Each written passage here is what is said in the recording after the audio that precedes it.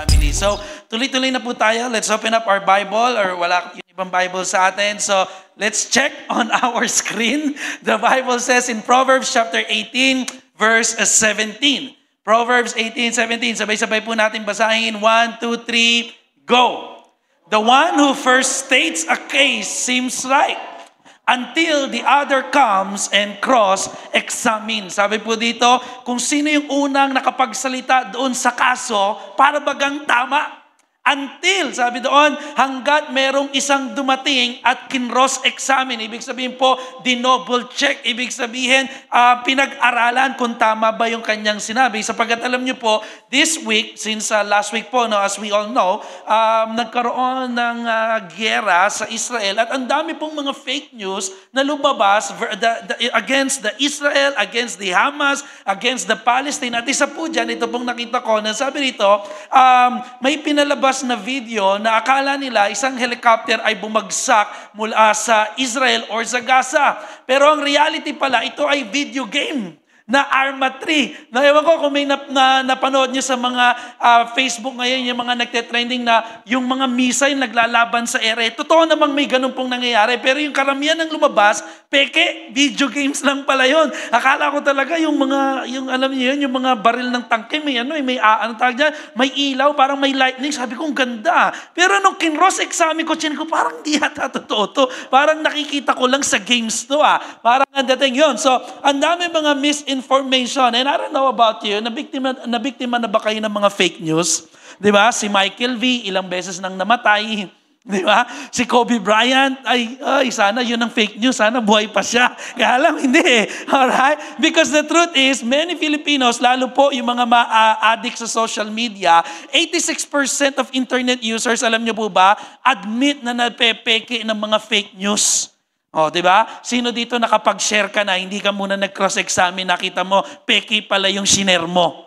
Tama? Basta ka na lang mag-share kasi. Hindi mo muna double check kung tama. Pero something to be proud of, alam niyo ba, mga kabataan natin na Pinoy, ay sabi rito, tawag dito, hindi sila basta-basta maloloko ng fake news. Sabi rito, Filipino youth overestimate their ability to spot fake news according to survey. It's actually around those people who are 18 to 39 years old. Meron ba ditong pasok sa 18 to 39? Yan, ang dami natin, di ba? Yung iba, kung saan ka man, okay lang yan. Okay? Pero sabi rito, majority, 93% of the Filipino, ang sabi rito, kaya nating mag-determine kung tama ba o peke yung ating mga nakikita or nababasang post. Kaya nga sabi ng Proverbs chapter 18 verse 17, the one who first states a case seems right until the other comes and cross-examine. At yun po yung ating pag-uusapan sa umagang ito, the word cross-examine. Word versus word. Okay, sabihin natin, cross-examine. Word versus word. Sabay-sabay naman tayo. 1, 2, 3, go. Okay. Kasi po, pag-uusapan natin sa umagang ito, ano yung mga values ng makamundo na unconsciously or sometimes subconsciously, you don't know pero naisa sa pamuhay mo pala yung ganitong mga values ng mundo na against sa Word of God. Okay? So lahat po tayo ay mag-aaral ng salita ni Lord. Let's all bow down our heads and let's close our eyes and let's pray. Heavenly Father, Panginoon, sa umaga pong ito, patuloy kaming nagpapakumbaba sa iyong harapan. Hinihingi po namin patuloy ang iyong pagsama. And Lord, we will always says that apart from you, we can do nothing. So help us, Lord, to understand your word and give us the right perspective according to your word, Lord God, na maaring meron po kaming mga belief, meron kaming mga values na pinaniniwalaan at isinasapamuhay na against pala sa iyong salita. So help us this morning, restore us, renew us, Lord God. In the name of Jesus Christ, we pray. And everybody shout! Amen. Sige po, palakpakan natin ang ating Panginoon. Tayo pong lahat ay makakaupo. Amen. Kalabitin mo rin yung katabi mo. Sabihin mo sa katabi mo, cross-examine. Okay? Ano po yung pag-cross-examine natin? We were gonna talk about the world view. Ano nga ba ang mga kumbaga na itatak sa atin mula nung tayo ay bata hanggang sa kasalukuyan na akala natin dahil marami ang nagsasabi, dahil tradisyon na ng pamilya natin, dahil kumbaga nakikita mo sa maraming tao na akala natin yun na yung tama pagdating sa worldview na kailangan mapalitan po natin ng mga salita ng Diyos or what we call worldview. Cross-examine simply means question or aggressively in great detail. Ibig sabihin po, pag may nalaman kang isang salita o isang kataga o isang paniniwala, kailangan i-double check mo, tama ba ito? Kasi baka mamaya, halimbawa, pinaniwalaan mong pogi ka. Kailangan mag-cross-examine tayo dyan, pare. Alright? Kasi baka mamekos-mekos ka niyan, pre. Alright? Baka i-tornado ka ni Lord. Okay? Kailangan, yung mga paniniwala mo, yung alam mo, hindi pa pwedeng base lang yan sa sarili mong talino. May mga tao pa naman na akala natin, porque ikaw lang ang nakakalam, feeling mo ang tali-talino mo. Pero dapat may basihan. Sabi mo sa katabi mo, dapat may basihan. Okay? At ito po yung sinabi ng Bible, kahit kayo mismo, okay, pati po yung ating pananampalataya, ang personal nating relationship kay Lord, dapat yan regular din natin chine-check. Sabi ni Pablo sa mga taga-Corinthians chapter 13 verse 5, examine yourselves to see whether you are in the faith. Test yourselves. Do you not realize that Christ Jesus is in you? Unless of course, you fail the test. Ito yung masakit. Nawa, wag naman tayong mag-fail na kapag chinik mo yung sarili mo, am I still living in faith? Am I still living according to the Word of God or according to my word? Sa sarili ko lang. Am I still living according na nagpapakitang si Jesus nga ay nasa sa akin? Kaya lahat po tayo mag-e-exam. Sabi mo sa katabi mo, mamaya may exam. Okay? Ready na po ba kayo? Yung makakapasa, may free lunch. Okay? Okay? De, joke lang kasi may pinahanda po talaga ako. Ilan ba tayo dito? Ha? Nasa mga 60 yata tayo. Sana umabot yung pagkain pin-repair namin ni Sister Donna. Mamaya po meron tayong libreng lunch. Pero hindi naman po siya ganun kabongga. Okay? Kasi celebration of Pastors Month ngayon, kaya kami ang manlilibre sa inyo. Ayos ba? Okay? Kasi sa ibang church, binibless yung pastor eh. Pero kami ang magbe-bless sa inyo. Alright? Alright. Sa mga nanonood online, sayang wala ka. Alright? Hindi, joke lang po. Diyan lang po kayo. Anyway, so sabi rito, examine yourselves. Dapat po lahat tayo i-check natin, i-examine natin ating mga sarili. Kaya sabi rito, hindi mo ba nare-realize na ang ating Panginoong Hesus ay nasa sayo unless, of course, you fail the test? Question. Sa buhay po ba natin kitang-kita si Jesus sa buhay natin? O mas nakikita yung ating personal na value, personal na opinion, personal na adhikain mo sa buhay? O dapat ang makita dyan ng ating Panginoong Jesus? Amen? Sabi mo sa katabi mo, kailangan makita si Lord sa buhay natin. Ngayon, kung hindi nakikita si Lord sa buhay natin, baka yun na nga, we failed the test. Pero sabi mo sa katabi mo, kailangan ipasa natin. Okay? Basic lang yung ating pag-uusapan. Ito yung mga basic na napapaniwalaan natin na maaring naituro sa atin ng mga matatanda sa atin o kaya mga nabasa mo sa online, narinig mo sa motivational speaker na somehow against sa biblical word. Kaya nga po, cross-examine world versus word. Worldview versus the worldview. Una, number 1. Okay, number 1 pa. Ito yung mga bagay na pinaniniwalaan natin, nakala natin tama. Yung salitang, follow your heart. Tama ba? Sinong pipiliin ko? Si Ana, si Lorna, o si Fe? Okay? Follow your heart. Sabi ko nga po, madalas nyo na ito naririnig sa akin. Yung salitang follow your heart, pare ang dami nang nabuntis ng maaga dyan. Tama?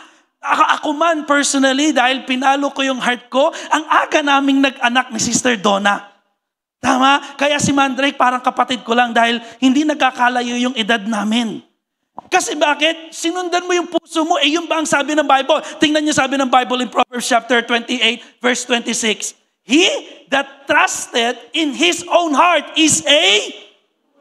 Lakasan naman natin, parinig mo sa spirito mo kasi baka hanggang ngayon namumuhay kang follow your heart eh. Sabi rito, 1, 2, 3, go!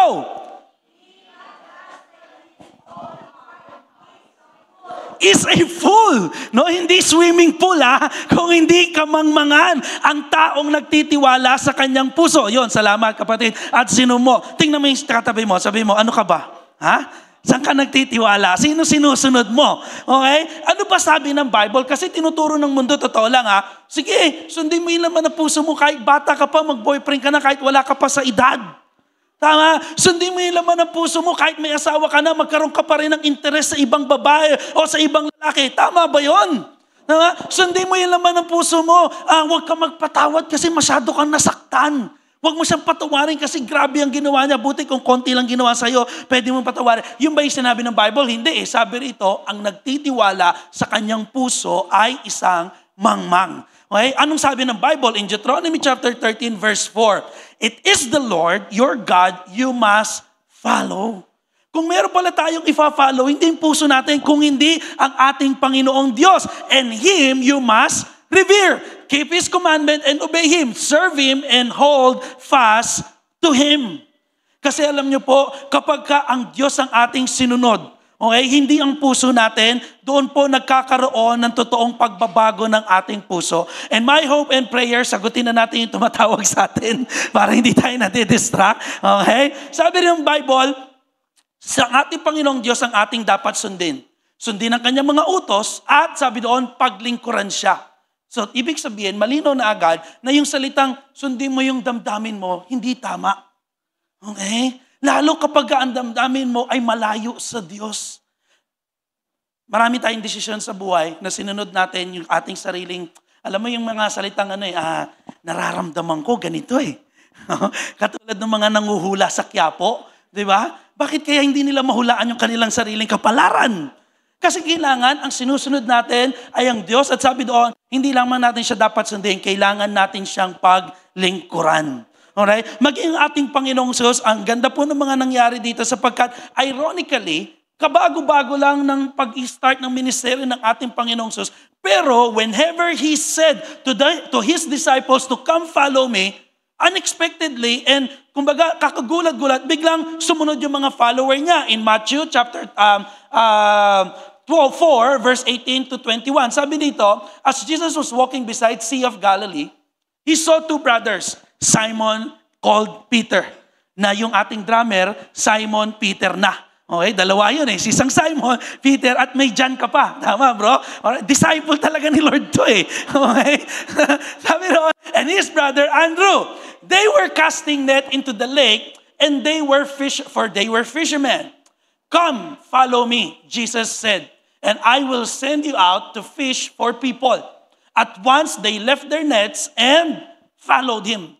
Ibig sabihin, kumbaga, kakastart pa lang ni Jesus. Pero alam niyo po, may pag-aaral din kasi dito eh. Na kaya gano'n na lamang nilang biglang sinundan si Jesus kahit parang kakastart pa lang ng ministry ni Jesus. Kasi isa sila sa mga naka-witness ng miracle ni Jesus nung siya ay unang gumawa ng miracle. So sabi rito, sumunod na talata, going on from there, he saw other two brothers, James, son of Zebedee, and his brother John. O yun na naman, pasok na naman si Simon, Peter, John.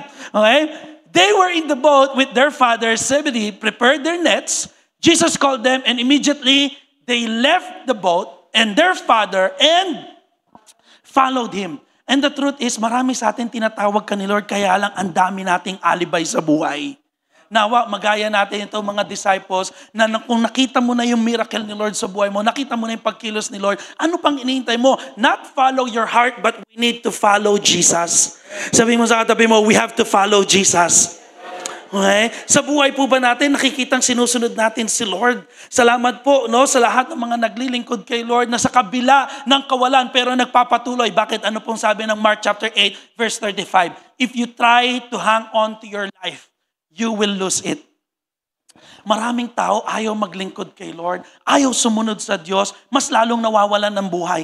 Pero sabi rito, but if you give up your life for my sake and for the sake of the good news. Sabay-sabay natin basahin yun nasa baba na malaki. 1, 2, 3. Tingnan nyo po, maraming tao wala sa church, akala nila buhay sila, pero ang gulo ng buhay.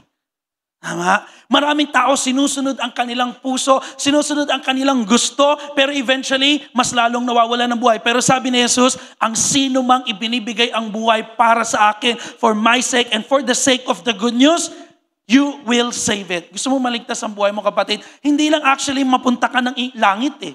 Pero dito pa lang sa mundong ibabaw, kitang-kita at kayang-kaya mong iligtas ang buhay mo mula sa kahirapan, mula sa sakit karamdaman, mula sa anxiety, sa depression. Kung tayo daw po ang sabi roon, ibibigay natin ang buhay natin sa Panginoong Hesus at sa Kanyang salita. Kaya kailangan po, para mas lalo nating mailigtas ang ating buhay, hindi lang papunta ng langit, tinanggap mo na si Lord, pupunta ka ng langit, pero kaya ba ni Lord na pagpalain ka rin dito sa lupa? Kasi yung mga paniniwala, basta mahirap, okay lang mahirap ako, basta pupunta ako ng langit. Hindi kaya ka namang i-bless ni Lord Unahin mo lang lagi siya sa iyong buhay. Ibigay mo talaga ng totoo ang buhay mo sa Kanya. Hindi kung kailan ka lang komportable. Lagi natin sinasabi, Christianity is not about being a comfortable Christian. Kung hindi lahat ng ating pinagdadaanan sa buhay, ang lahat ng ating pagiging Kristiyano ay merong labanan. Okay? So, instead of follow your heart, follow Jesus. Sabi mo sa tabi mo, follow Jesus. If you want to save your life, follow Jesus. Maraming bagay ang nalulus sa'yo kasi pilit mong inahang or pilit mong inahabol ang buhay sa sarili mong kapamaraanan. Pangalawa po na marami, I believe, naririnig nyo na itong mga salitang ito. Baka napaniwalaan o minsan nasabi mo na rin, be true to yourself. Yan. Narinig nyo na yan? Ha? Sinabi nyo na rin ba sa sarili nyo yan? Na magpakatotoo ka lang sa sarili mo. Pero alam nyo ba, ang reality, without God in the picture, walang totoo sa atin. Sabi nga po natin, yung pagiging mabait mong tao pag wala si Lord, peke. Why? Kasi kaya ka lang mabait dahil may magagawa, may mapapala ka sa Kanya. Tama? Minsan, ang bait mo sa isang babae kasi hoping, isang araw makikita niya may pagtingin ako sa Kanya at baka sagutin niya ako. Di ba? Yung kabaitan mo, hindi totoo kasi may interest ka. O kaya sa ka-churchmate mo, ang bait-bait mo, kumain ka na ba? Kasi eventually, naiisip mo, pwede ko itong mautangan na. Ha?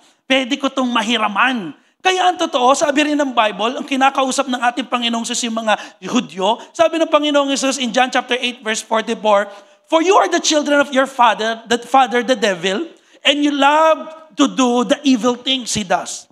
He was a murderer from the beginning. He has always hated the truth because there is no truth in him. When he lies, it is consistent with his character, for he is a liar and the father of lies. Ngayon, kung tayo ay nagsisinungaling pa rin, baka ang tatay pa natin si Satanas. Tingnan mo yung katabi mo, sino tatay mo? Alright? Di ba may ano pa naman, may parang, tawag dyan, may palaro yatang ganyan, yung sinong tatay mo? Okay? Kasi ang totoo, pag wala si Lord sa picture, magulo tayo, walang katotohanan sa atin. Kaya kita nyo, maraming tao linlang sa ano ang katotohanan. Kaya ang daming nagtayuan na kulto. Ang daming nagtayuan na iba't ibang paniniwala. Bakit? Kasi pinilit hanapin yung katotohanan sa sarili lang nila. Okay? Pero ano bang sinabi ng Bible? Because, sabi po rito, ni John Piper, habang pinag-aralan ko din po yung isa sa mga sinabi niya, we cannot really be true to ourselves until ourselves derive their identity, purpose, and destiny from God. Kaya po ito yung sinabi ko kanina, without God in the picture, walang katotohanan sa buhay natin.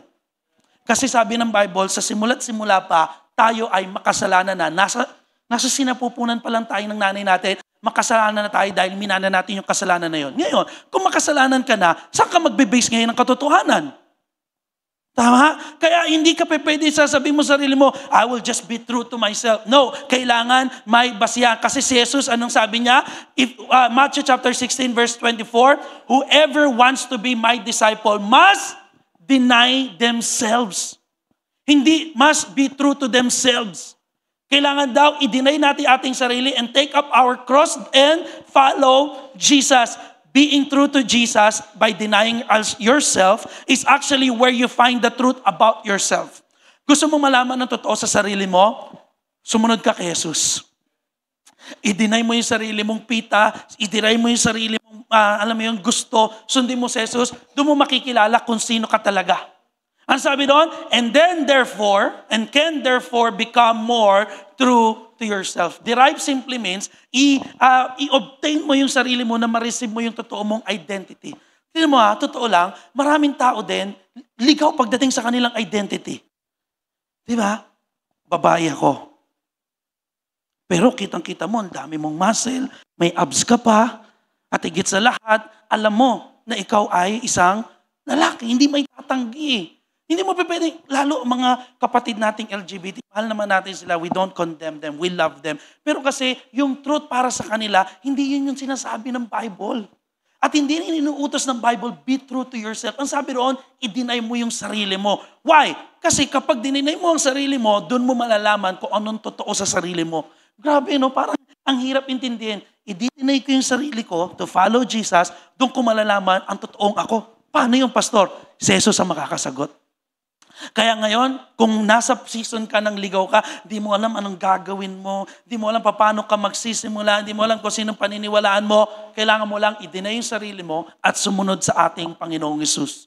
Kaya ang sabi doon, para makilala mo kung sino ang totoong ikaw. Okay? Hindi kailangan din, being true to yourself, hindi ka rin naman dapat mayabang. Anong sabi ng Philippians chapter 2, verse 3 to 4? Do nothing out of selfish ambition or vain conceit, but in humility, consider others better than yourselves. Each of you should look not only to your own interests, but also to the interests of others. Di ba? Magpapakatotoo lang ako sa sarili ko, ha? Bahala kayo. Ako ang abutin ninyo. Ako hindi ko kayo abutin kasi masyado na akong mataas. Oh, hindi dapat. Tama? Kasi masyado tayong nagiging mayabang. Ang totoo po, pride tries to control and manipulate someone else's perception for us or of us for our own selfish interest. Alam niyo marami, bakit hindi namumuhay sa katotohanan base sa salita ng Diyos? Kasi mayabang. Dahil kapag naunawaan mo at nagpakatotoo ka sa sarili mo, naunawaan mo sa salita ni Lord, wala kang magagawa kung hindi i-deny yung sarili mo, sumunod lang kay Jesus. Pero kasi tayo, gusto natin sinusunod yung ating sarili. Ayaw natin na utusan tayo basta-basta. Tama? Lalo kung sa tingin mo, bata, tas uutusan ka, ayaw mo yun eh. Kasi nga, likas tayong mayabang. Ang gusto natin, sarili natin yung sundin natin. Ba't ako makikinig dyan kay pastor? Buhay ko to. Alam niya ba pinagdadaanan namin? Hindi, totoo, yabang yon. Kaya pala sabi ng Bible, huwag kang gumawa ng iyong pagiging making sariling ambisyon. Kung hindi, sabi dito, by humility, i-consider mo yung iba na mas magaling kesa sa'yo. Kaya, kung ganito ka, humble ka, willing ka ngayon tumanggap ng correction na parang, kahit ang bata niya, pero tama yung sinabi niya eh.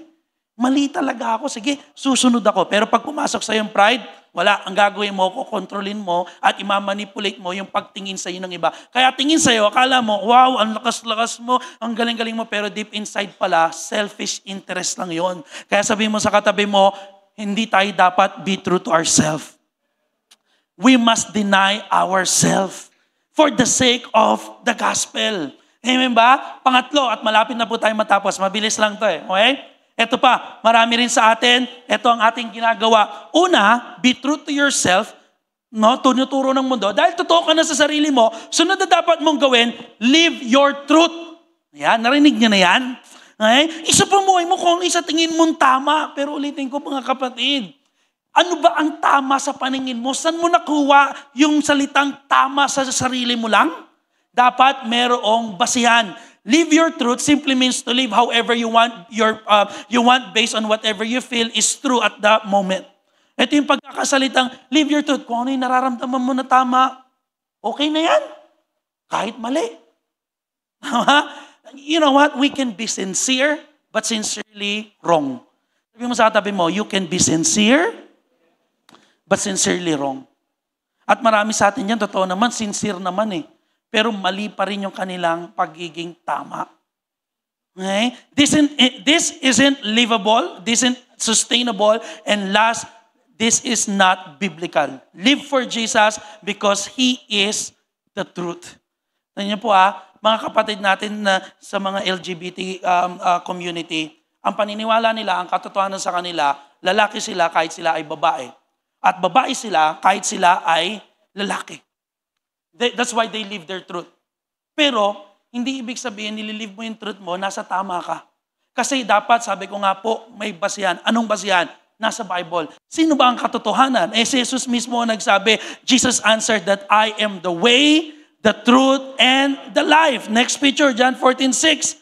No one comes to the Father, or no one goes to the Father except through me. You want to know your real identity? Know Jesus.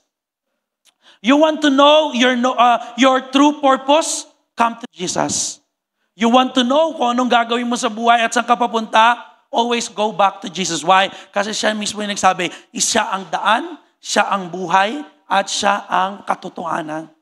And if we will know the truth, John chapter 8 verse 32, you will be set free. And then you will know the truth, and the truth will set you free. Baka hanggang ngayon, nandun ka pa rin sa paniniwala, kaya ko ang lahat ng bagay, kahit wala ang Diyos, kaya kong magtagumpay. Kapatid, you need to know the truth. Kasi baka mamaya matulad tayo sa isang batang ito na nag-exam, na ang sagot niya sa lahat ng quiz niya ay magmahal. Next picture. Kaya, pag-post niya, sabi niya, kala ko ba hindi mali ang magmahal? Bakit zero ko?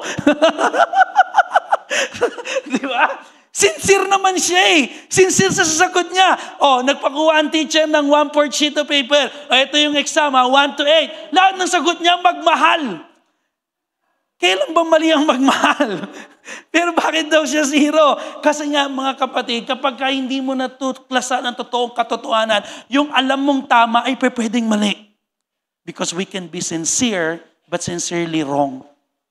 Kaya dapat po, may basihan yung ating pananampalataya. May basihan kung ano yung katotohanan sa iyong pagkatao. At walang iba, hindi mo matatagpuan yan kung saan man, kung hindi sa ating Panginoong Sus lamang.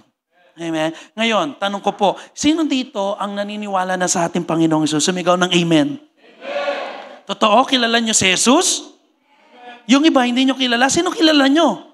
Yung Kristo sa sabungan? Iilan lang yung nag-amen eh. Sino dito totoo lang, kilala mo ang Diyos sa buhay mo?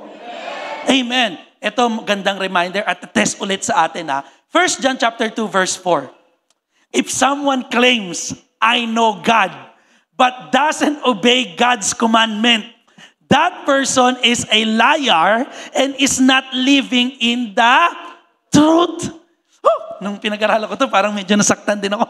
Lord, nasa katotohanan ba ako? Patawarin mo naman ako, Panginoon, kung nagkamali ako. Yan. Kilala mo ang Diyos? Tingnan natin. Kamusta ang iyong marriage life? Kamusta ang iyong pag-aaral? Kilala mo si Lord, di ba? Kamusta ang iyong personal devotion kay Lord? Okay? Kilala mo si Lord. Sino dito kakakilala kay Lord ulit? Sumigaw ng amen? Amen. Kamusta tithes and offering mo? Kamusta yung unforgiveness mo doon sa mga nakichismis sa'yo? Kamusta ang pananampalataya mo ngayon porket may dumanas kang problema, nawalan ka na ng faith? Ang sabi rito, kilala mo ang Diyos, pero hindi mo sinusunod ang utos ng Diyos. Though we are not living according to the law, but we are living under the grace of God. Pero alam mo kasi sa sarili mo kung namumuhay ka pa sa katotohanan o sa kasinungalingan eh. Kaya lahat tayo magpabago kay Lord na, Lord, help me to obey your commandment. Okay? Kasi pwede mo sabihin, kilala ko ang Diyos. Pwede nga ang tagal-tagal mo na sa church. Pero hanggang ngayon, punong-puno pa rin tayo ng kahalayan. Hanggang ngayon, gumagawa pa rin tayo ng mga bagay na alam nating hindi gusto ng Diyos na ating ginagawa. Amen? And last but not the least, hindi pa pala, second to the last, yung salita namang una, ano yung mga tawag dito? Ano yung world view na maaaring pinaniwalaan natin? Number 1 is, sabi doon, follow your heart, which is strong. Kailangan, we have to follow Jesus. Sumunod, be true to ourselves. No, because we have to deny ourselves. Pangatlo is live your truth. No, sapagkat ang katotohanan ay ang ating Panginoong Jesus. So live Jesus in your life. Kasi si Jesus ay nasa sa atin. Pangapat, yung salitang believe in yourself. Tama ba? Minsan, di ba, pag nasarap pakinggan, totoo lang, pagka pinakinggan mo naman, paniniwala ako sa sarili ko. Kaya kong lumipad. Superman. Diba? Naalala ko yung kwento ni Daddy, talon daw siya ng talon. No, sabi niya, lilipad ako. Tapos si Pastora Milky naman daw, parang bilib na bilib. Ayun na, kuya, lilipad ka na. Pagtalon daw ni Daddy dun sa puno, bumagsak, pilay. Diba? Kasi naniwala sa sarili. Kaya pagka masyado kang tiwala sa sarili mo, palpak eh. Okay? Kasi yan ang turo ng mundo. Ano sabi ng Bible? Proverbs 28 verse 26. Ito naman, New International Version. Sabi rito, those who trust in themselves are fools. Una, yung sa Living Translation, those who trust in his heart. Ngayon naman, those who trust in themselves are fools. But those who walk in wisdom are kept safe. Gusto mong manatiling ligtas sa buhay mo, kapatid? Huwag kang magtiwala sa sarili mo. Kasi yung iba naman, overconfident, pare. No? Ang sarap imekos-mekos eh. Di ba? Kasi masyado nang taas ang tingin sa sarili. Hindi mo na ma-reach. Pag in-invite mo sa church, ito lang, may mga ini-invite kayo sa church, ayaw. Kasi feeling masyadong magaling sa buhay. Tama? Sabi ng Bible, Proverbs chapter 3, verse 5 to 6. Trust in the Lord with all your heart. Alam niyo naman to eh. And never rely on what you think you know. Grabe, ang ganda ng word. Huwag kang mag-rely dun sa tingin mong alam mo. Kung hindi, magtiwala ka ng buong puso sa Diyos. Remember the Lord in everything you do, and He will show you the right way.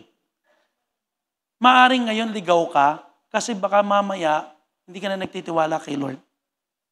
At nagtitiwala na lang tayo doon sa tingin nating alam natin. Pero ang totoo, kailangan pala in everything we do.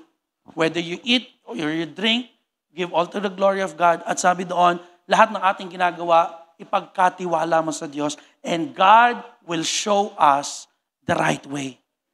The right way how to handle your finances, God knows it. Trust in the Lord. The right way how to handle your family, trust God, and He will direct your path.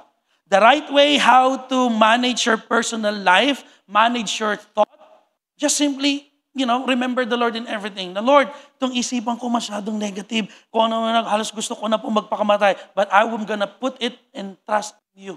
Kasi alam ko, Panginoon, hindi ito ang plano mo sa akin. So kailangan, instead of believing yourself, you must believe in Jesus. John chapter 14, verse 1. Do not let your hearts be troubled. You believe in God, believe also in me, sabi ng Panginoong Jesus. Lahat tayo, totoo lang, naniniwala naman sa Diyos eh. Pero hindi lahat naniniwala kay Jesus.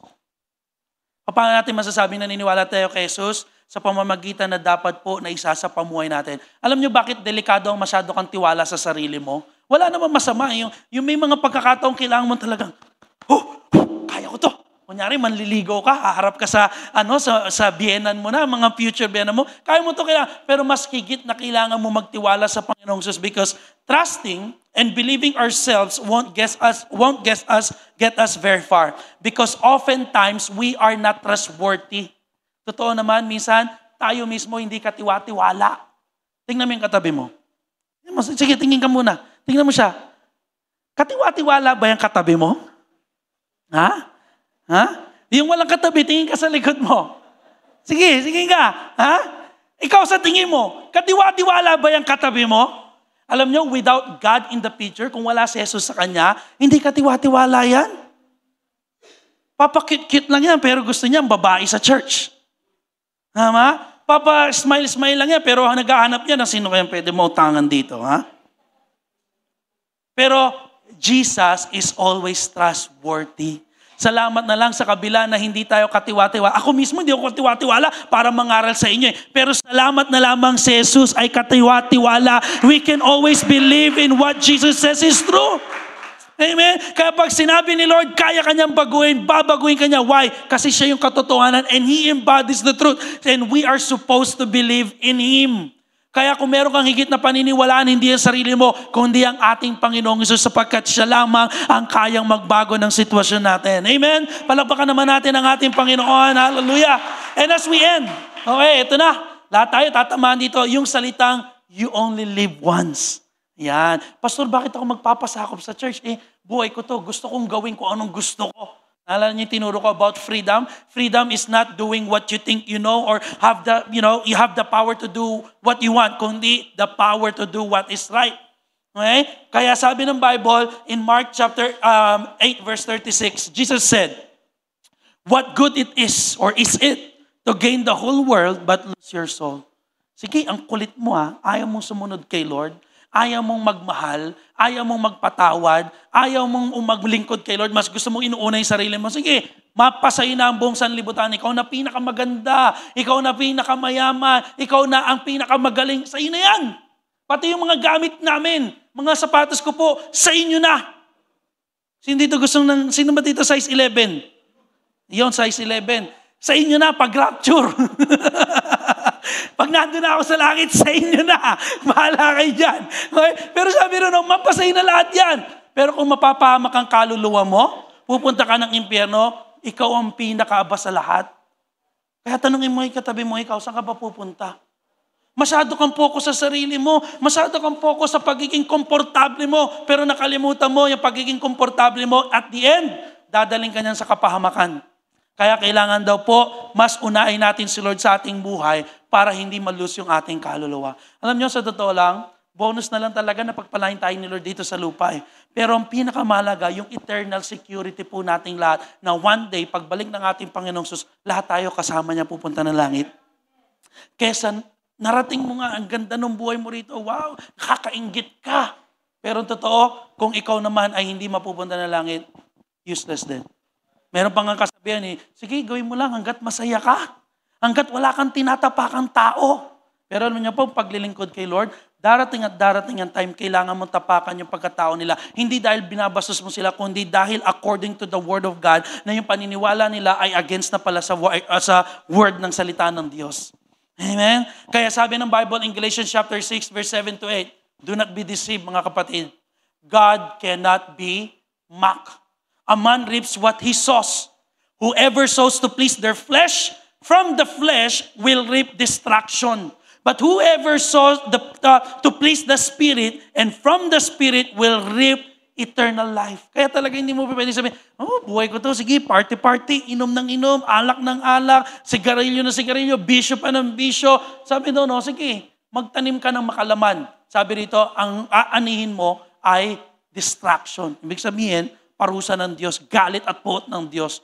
Pero ang sino man dito ang piniplease ang spirito na sa kabila, hindi mo trip magsimba pero pinipilit mo, sisimba ko kasi ito yung kalugod-lugod kay Lord. Alam ko, may matututunan ako. Alam ko, babaguhin ako ni Lord. You will reap eternal life.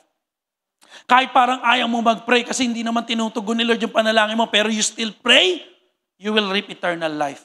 Kahit ayaw mo magbasa ng Bible kasi nga tamad na tamad ka, pagbukas mo pa lang, amen mo nga misa, kinabukasan na eh. Pero kapag lagi mong piniplease yung laman, anong gusto ng laman? Gusto lagi matulog, ayaw maglingkod sa Diyos, gusto lagi yung komportable lang siya. Ang aariin mo, kapahamakan. Pero ang sino man daw ang piniplease ang spirito. Na sabi doon, alam nyo, lagi magkalaban ng flesh and the spirit eh. Gusto ng spirito, mag-worship ka, pero gusto ng laman, tumulala ka. Parang ganyan, tulala. Di ba? Kahit sinabi na ng song leader, taas natin ating kamay, mag-worship tayo ikaw.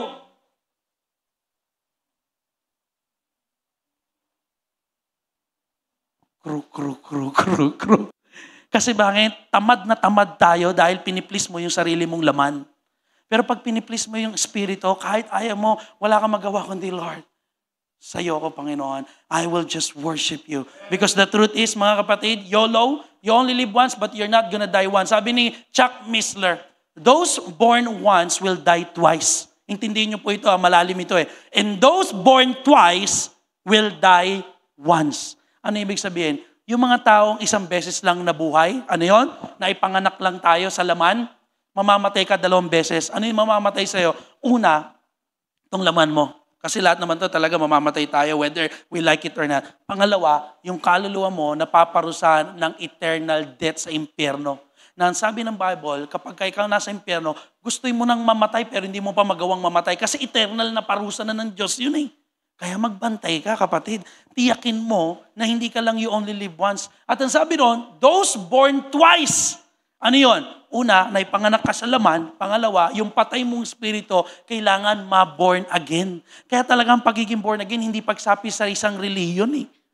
Kung hindi, ito ay pagkakaroon ng pagpanibagong spirito na muling binuhay mula sa mga patay. At ang sabi doon, kapag ka ikaw ay na-born again, you will die once. At ano yung dahin mo sa'yo? Yun laman lang. Ito, kasi mamamatay natin. Pero yung kaluluwa natin, yung spirito natin, babalik dun sa Diyos, kapiling at buhay na walang hanggan. Palakpakan naman natin ang ating Panginoon. That's why in our life, mga kapatid, let us always cross-examine. Are you living in the world view or are you living in the word view? Tayo pong lahat ay tumayo. Palakpakan naman natin ang salita ng ating Panginoon. Worship team, let's worship the Lord. And this morning, reflect tayo sa Word of God. Ano pa? Maaaring wala dito sa diniscuss ko yung mga bagay na pinaniniwalaan natin, na naisa sa pamuhay natin, na against the Word of God. It's time to realign our thoughts, our mind, our belief to the Word of God. Because your belief drives your behavior. That's the truth. Kung ano paniniwala mo, it will drive yung iyong pag-uugali. Kung pinaniwalaan mo na ikaw ay wala ng pag-asa, ang ugali mo palang itsura mo laging walang kapag-asa. Kung pinaniniwalaan mo na hanggang dyan na lang ang buhay mo, na hindi ka na kayang pagpalain ni Lord, pati pananaw mo at action mo, laging pang mahirap. Kaya totoo lang, pinagpala ka na ni Lord, hindi po mapakita kasi hanggang ngayon, yung belief mo hindi align sa Word of God. At nakalain ka lang dun sa world view. Na kung tutusin, yung world view, ang ganda naman sa tenga eh. Tama ba? Yung salitang follow your heart, ang sarap kaya sa tenga. Na parang, nga naman wala namang mali doon until you find the Word of God na hindi pala yun na sinasabi ng Bible. Yung salitang believe in yourself, totoo lang, ang sarap pakinggan at ang sarap i-apply. Na kailangan ko magtiwala sa aking sarili, kaya lang hindi pala yun na sinasabi ng Word of God. Dapat pala mahigit ako magtiwala sa Diyos na lumikha kaysa sa aking sarili. Yung salitang be true to yourself, magpakatotoo ka sa sarili mo. Kapatid, paano mo lalaman ng totoo sa sarili mo kung wala ang ating Panginoong Hesus? Kaya para hindi po tayo maligaw, every values, every thought, every word, i-cross-examine natin. Ito ba ay align sa salita ng Diyos? O base lang sa sarili kong opinion? Hindi ibig sabihin, yan yung nararamdaman mo, ibig sabihin, tama ka na, kapatid. Okay? Katulad nga na lagi pong nasasabi, we can be sincere but sincerely wrong. Hindi porkit yan ang pakiramdam mo, ibig sabihin tama, kailangan daw po, align pa rin siya sa salita ng Diyos. Let's bow down our heads and let us talk to the Lord. Lord, ano pa ba yung mga bagay na naisa sa pamuhay ko na hindi pala according to your will? Lord, kung meron man po tawad, hingi tayo ng tawad kay Lord. Hingi tayo ng grace kay Lord na tulungan tayong maisa pamuhay kung ano yung sinabi niya at hindi yung sinabi natin, hindi yung opinion natin, hindi yung opinion ng ibang tao, kung hindi base lamang sa kanyang salita. Come on, let's talk to the Lord. Hallelujah.